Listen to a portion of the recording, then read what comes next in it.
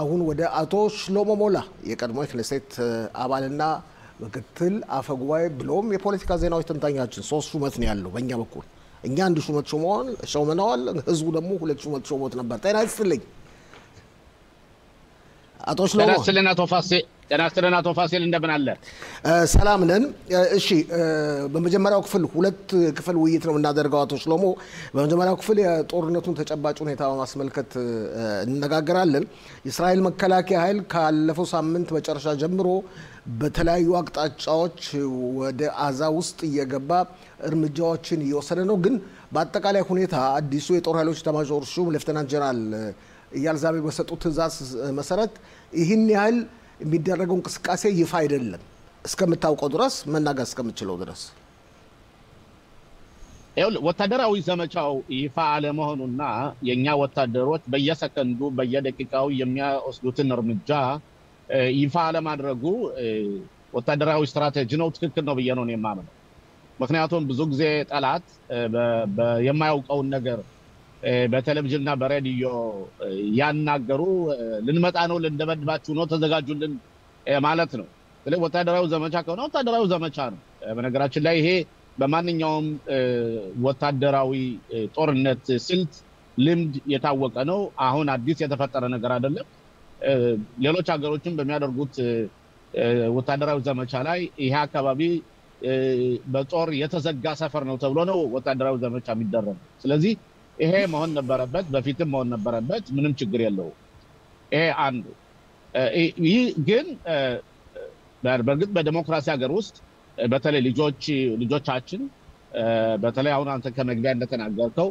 በሙሉ የእስራኤል ሀገር የተለያዩ ዩኒቶችና ብርጌዶች የእግር ጦር ብርጌድ በሙሉ ከታንክና ከመድፈኛ ጋር ሆኖ በሙሉ ገብቷል አዛ ውስጥ በነገራችን ላይ አቶ ሽሎሞ ለቋርጥና አሁን የሚወጡ ዜናዎች እንደሚያመለክቱት ከሆነ የእስራኤል መከላከያ ታንኮችና ከባድ ጭነት መኪናዎች እንዲሁም ወታደሮች ኻን ዩኒስን እየከበቡ ነው በአሁኑ ሰዓት በመድፍና አንተ እንዳልከው እየታጀቡ አውለ አካሄዱ ምን መሰለህ አሁን እስከታወቀው ድረስ ኢያል ዛሚር ያው በፊትም ጀነራል ነው የነበሩ የተወሰነ ጊዜ የመከላከያ ሚኒስትር ዋና ስራ አስኪያጅ ሆነው ቢሰሩ ወታደራዊ ስልታቸው ራሳቸው መንደፍ ይችላሉ እያደረጉ ነው አሁን ችግሩ ምን መሰለህ አቶ ፋሲል እነዚህ የሚደረገው ወታደራዊ ዘመቻ የሚፈለገውን ውጤት ያስገኛል ወይ ነው በተለይ አንዱ ትልቁ ውጤት የሚጠበቀው ውጤት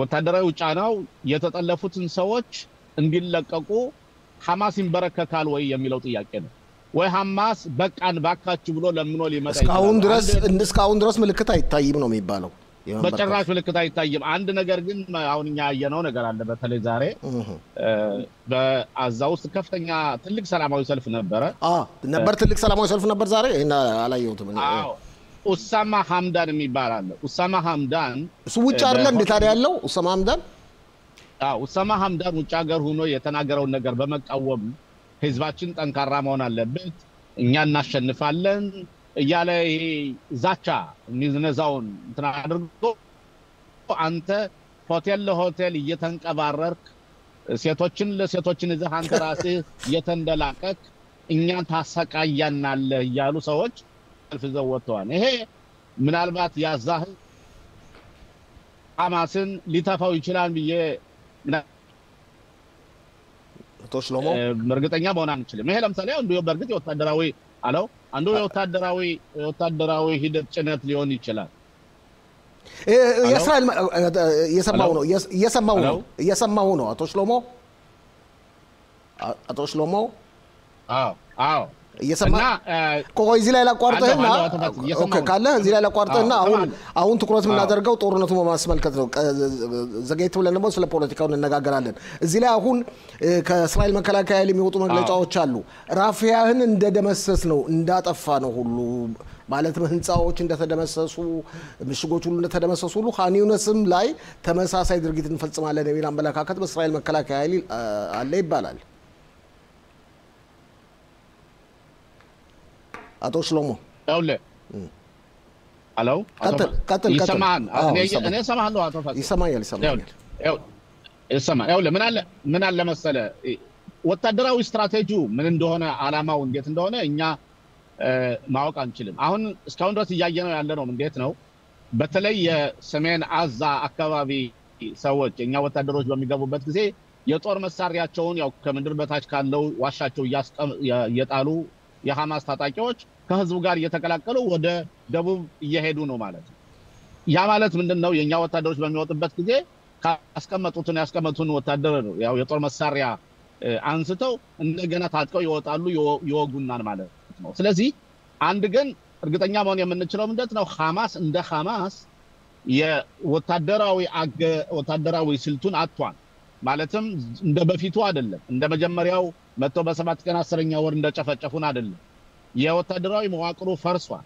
አሁን እኮ የወታደራዊ መዋቅሩ ከፈረሰ በኋላ በምን አይነት ሁኔታ ነው እነዚህን ሽብርተኞች ወይም የደፈጣ ተዋጊዎች እነሱን የሚጸዱበትና የሚጠፉበትና በተለይ የህዝባዊ አገዛዙ የሐማስ የህዝባዊ አገዛዝ መፍረስ አለበት።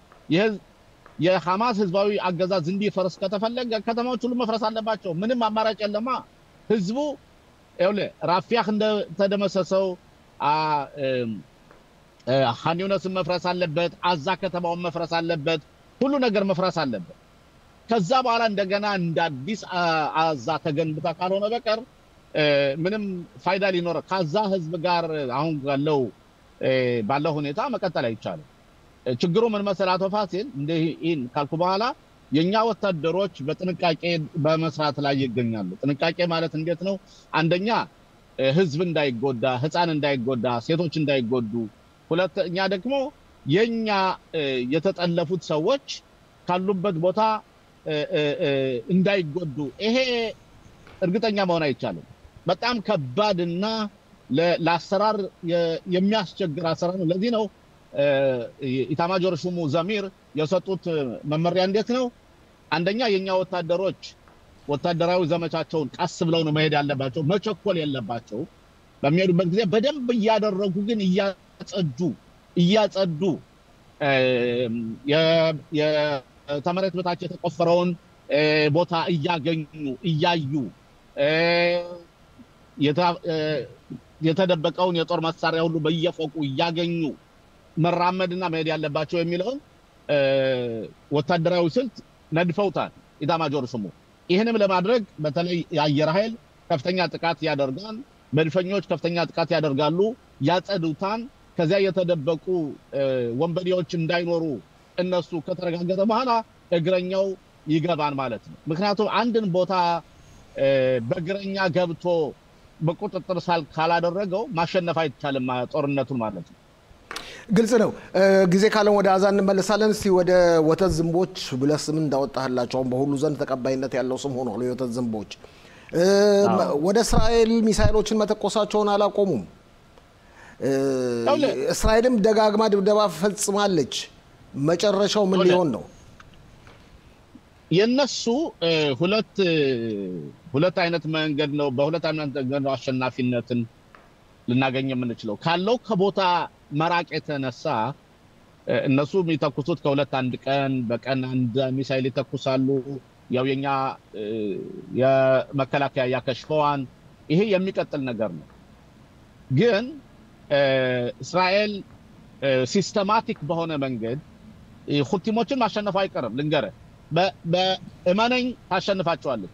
ሂዝቦላን እስራኤል እንደገረሰሰችውና ሂዝቦላን ዜሮ እንዳደረገችውና የአሳድን አገዛዝ እስራኤል እንዳጠፋችው ሁሉ የአሳድን የጦር ኃይል በሙሉ የተገነባውን የጦር ኃይል ኃይለኛ የሚባለውን ከዚህ በማዕከለኛው ምስራቅ እንዳፈረሰችው ሁሉ ሁቲሞችም ደግሞ ይፈርሳሉ። ግን ሁቲሞች እንዲፈርሱ ዋናውና የእባብ ራሱ መቀጥቀጥ አለበት። የእባብ ራሱ ኢራን ነው። እስራኤል ከዚህ መድረክ ሁሉ ጊዜ እናገራለሁ። የዚህ አካባቢ የዚህ ቀጠና ኑሮ የተሻለ እንዲሆን የበለጸገ እንዲሆን በኢኮኖሚ የዳበረ እንዲሆን ካስፈለገ የኢራን ማህበረሰብ የመንግስት አገዛዝ ሪዮት ዓለሙ ወደ 1979 ዓመተ ምህረት በፊት ወደ ነበረው መመለስ አለበት። ማለትም ይሄ የሺሃ የፋናቲክ እና በጣም አክራሪ ሃይማኖታዊ የሺሃ አገዛዝ መገርሰስ አለበት። ስለዚህ ያ እስካልሆነ ድረስ ይሄ መንግስት እያደረገ ያለው እንዴት ነው? ፕሮክሲሶችን መፍጠር ነው። አሁን በተለይ እዚያ አካባቢ ከሊባኖስ ስለከሰሩ ሱሪያ ስለከሰሩ ሐማስ ስለከሰረ የነሱ ተላላኪዎች የቀሯቸው የወተት ዝንቦች ብቻ ናቸው። አሁን የወተት ዝንቦች ደግሞ የሚያስፈልገውን ያህል አቅም ስለሌላቸው አሁን ኢራኖች ሌላ አገሮችን አፍሪካ ውስጥ እየተመለከቱ ነው። በተለይ በቀይ ባህር አካባቢ ያሉትን የኬረን አፍሪካ የሚባሉትን አገሮች በሶማሊያ የአፍሪካ ቀንድ አገሮችን እንደ ሶማሊያ፣ እንደ ኬንያ፣ እንደ ኢትዮጵያ፣ እንደ ሶማሌላንድ፣ እንደ ኤርትሪያ እነዚህን አገሮች ለመያዝ ጥረት እያደረጉ ነው ይባላል። ግን የሚያዋጣ መስሎ አይታየኝም። ምክንያቱም አንደኛ የምዕራብ ሀገር አይፈቅድም፣ ሁለተኛ ደግሞ እስራኤል አትተኛም አታንቀላፋም። ካሁን ቀደም ያየችውን በእነዚህ ሀገሮች ላይ በተለይ በአፍሪካ ቀንድ ላይ እስራኤል ጥሩ ወዳጅነት ስላላት ኢራኖች እግራቸውን እዛ እንዳያስገቡ ጥረት ታደርጋለች ብዬ አስባለሁ። ግን ያ ከመሆኑ በፊት አቶ ፋሲል እስራኤል እና አሜሪካ እንዲሁም የምዕራብ ሀገሮች እና በተለይ የባህር ሰላጤ አገሮች እነሱ ኢራን እንድትወድም ኢራን አገዛዙ እንዲወድቅና ሌላ አገዛዝ እንዲመሰረት የማድረግ ግዴታ አለ። ያ ከሆነ ሁቲሞች እነሱ የጦር መሳሪያ የሚሰጣቸው አይኖርም፣ ገንዘብ የሚሰጣቸው አይኖርም። ግን ይሄ በእንዲህ እንዳለ ለመጨረሻ ላይ አቶ ፋሲል ያም እንኳ ባይሆን እስራኤል መረጃ በመሰብሰብ የበለጠ በመጠናከር ያዛ ጦርነት ረገብ ካለ ከሱሪያ ጋር እስራኤል ግንኙነትና ዲፕሎማሲ ግንኙነት ካደረገች ሊባኖስም ጦርነቱ ረገብ ካለላት እስራኤል ፊቷን በማተኮር የሁቲሞችን ታወድማቸዋለች፣ ተቀጠቅጣቸዋለች፣ ታፈርሳቸዋለች ያስባለሁ።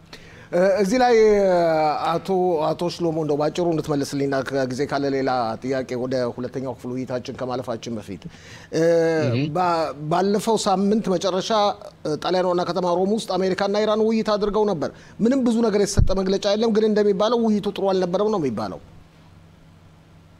ይኸውልህ ኢራንና አሜሪካ ኢራኖች የሚፈልጉት አንድ ነገር ነው አቶ ፋሲል፣ ጊዜ መግዛት ነው። የትራምፕ አስተዳደር እንዲያልፍ ነው። ያን የሚያደርጉ ደግሞ ሳንክሽኑ እንዲነሳላቸው ነው። ኢራኖች በጣም አደገኛ አገዛዝ ነው። እነሱ የሚፈልጉት አይተዋን እስራኤል እና አሜሪካ በመቀናጀት ሊያጠፋቸው መሆኑን ተረድተዋል 100%። አሁን ያላቸው ስትራቴጂ ምንድነው? ሰላማዊ ውይይት እናድርግ በማለት መልስ ውሃ ቅዳ ነው መሄድ መምጣት አለነ። ይሄ ነው የነሱ ፍላጎት ይሄ ነው። ይህን ፍላጎታቸውን ደግሞ የአሜሪካ መንግስት ትራምፕ በተለይ እንግዲህ ካመነበት ማለት ነው። ትራምፕን ማመን በጣም ከባድ ነው አሁን ባለንበት ሁኔታ። ጊዜ ገደብ እንዲኖረው ያስፈልጋል። ሌላው ደግሞ የሚፈልጉት ምንድነው? ኢራኖች ኡራኒየም የሚባለው ነገር በተለይ የኒውክሌር ጦር መሳሪያ በቀላሉ የሚገነባው ኡራኒየም እነሱ እዚያው ማምረት ይፈልጋሉ። ሮ ማቴሪያሉን ገዝተው መጥተው እነሱ ማምረት ይፈልጋሉ። ስለዚህ ያ እንዳይሆን አሜሪካ ደግሞ ኡራኒየም ኢራኖች ካላቸው አውቶማቲካሊ ቦምብ እንደሚገነቡ ይታወቃል። ያ ብቻ ሳይሆን ደግሞ የሚሳኤሉ የመተኮሻው መሳሪያ አላቸው።